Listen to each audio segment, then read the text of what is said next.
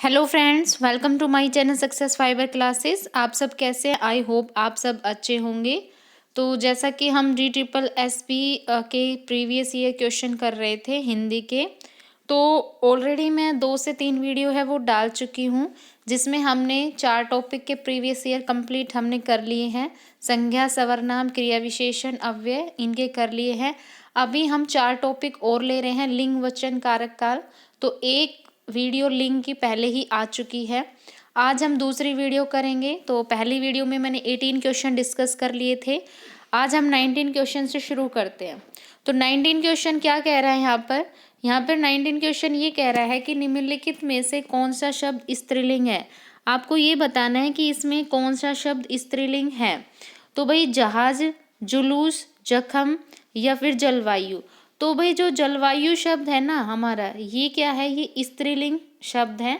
बाकी के जो अन्य विकल्प है जैसे जहाज हो गया, जुलूस हो गया, जख्म हो है, तो ये तीनों शब्द क्या है, स्त्रीलिंग है। तो 19 का डी आंसर क्या होगा, राइट होगा। कब आया था ये क्वेश्चन? ये क्वेश्चन आया था DSSB का जो डेस्क का एग्जाम होता है उसके अंदर ये क्वेश्चन पूछा गया था। उसके बाद फिर 20 क्वेश्चन है। ये कह रहा है कि निम्नलिखित में से कौन सा शब्द स्त्रीलिंग नहीं है। आपको ये बताना है कि इसमें स्त्रीलिंग नहीं है। भाई नहीं है मतलब वो पुल्लिंग होना चाहिए।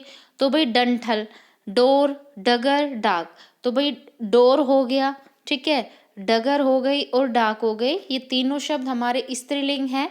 जो 20 का ए ऑप्शन होगा डंठल, ये क्या है हमारा, स्त्रीलिंग नहीं है, ये पुल्लिंग है। क्योंकि हमें पता है कि संज्ञा के जिस रूप से किसी वस्तु की जाति या तो पुरुष हो तो पुल्लिंग बोलते हैं हम उसको, अगर उसकी जाति स्त्री है तो हम उसको स्त्रीलिंग बोलते हैं। ठीक है, तो डंठल हमारा कैसा शब्द है, ये पुल्लिंग शब्द है। अगर आपको पता ना चले कि स्त्रीलिंग या पुल्लिंग कैसे करते हैं, तो आप कोई भी एक शब्द होता है, जैसे मान लो यहाँ पर डोर शब्द है, तो आप डोर शब्द का कोई भी सेंटेंस फॉर्मेशन आप करके देख लीजिए। वहाँ से आपको पता चल जाएगा कि इसकी जो सेंस है वो पुरुष जाति से निकल रही है या फिर स्त्री जाति से। तो आपको पता चल जाएगा कि इसमें लिंग का कौन सा टाइप इंक्लूड है। तो 20 का ए ऑप्शन क्या होगा, राइट होगा। उसके बाद फिर नेक्स्ट क्वेश्चन है हमारा 21। ये क्या कह रहा है कि निम्नलिखित में से कौन सा शब्द स्त्रीलिंग नहीं है। तो आपको बताना है कि इसमें कौन सा शब्द स्त्रीलिंग नहीं है। तो भाई ठप्पा शब्द है, यही हमारा स्त्रीलिंग नहीं है। ठंडक हो गई, ठीक है, ठेस हो गई, ठोकर हो गई, तो ये तीनों शब्द हमारे क्या है, स्त्रीलिंग है। जैसे मान लो ठेस, मैं इससे सेंटेंस बनाती हूँ कि तुमने मुझे बहुत ठेस पहुँचाई है।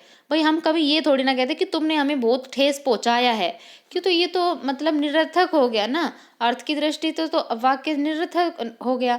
तो हम क्या बोलते हैं हमेशा कि तुमने मुझे बहुत ज़्यादा ठेस पहुँचाई है, तो मतलब स्त्री जाति के रूप में इसका मतलब यूज हो रहा है।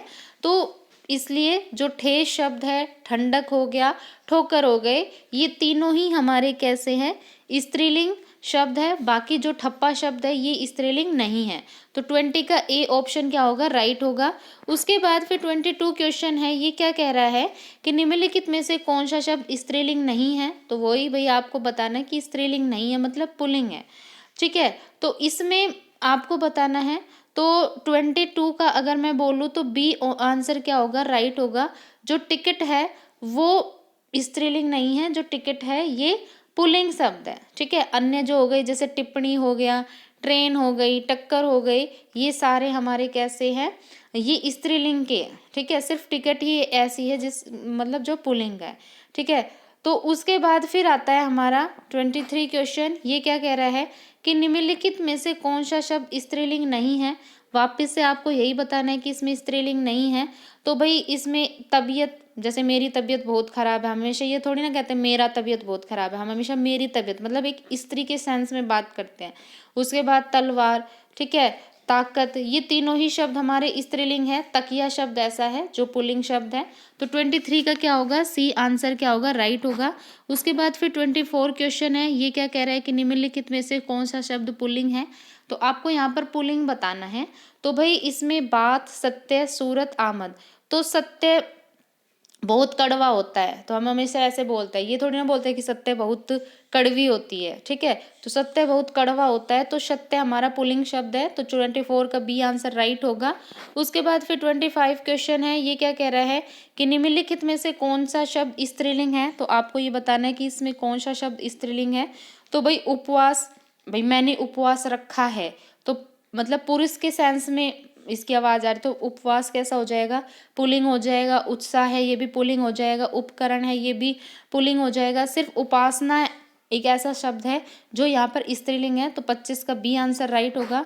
उसके बाद फिर 26 क्वेश्चन, ये मेरी पीडीएफ में कट रहा है, ठीक है। तो इसमें ये बताना है 26 में कि संज्ञा के जिस रूप से मतलब पुरुषत्व या स्त्रीत्व का बोध होता है, तो उसे हम क्या कहते हैं। तो मैंने फर्स्ट वीडियो में ही ये बात बता दी थी कि संज्ञा के जिस रूप से हमें पुरुष जाति या स्त्री जाति होने का बोध होता है, तो उसे हम लिंग कहते हैं। तो इसका सी आंसर होगा।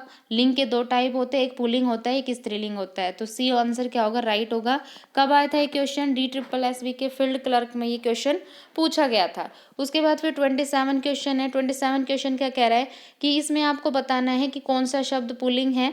तो इसमें जो जीवन शब्द है हमारा 27 का बी, ये आंसर ही राइट होगा, क्योंकि जीवन शब्द है, ये हमारा पुल्लिंग है।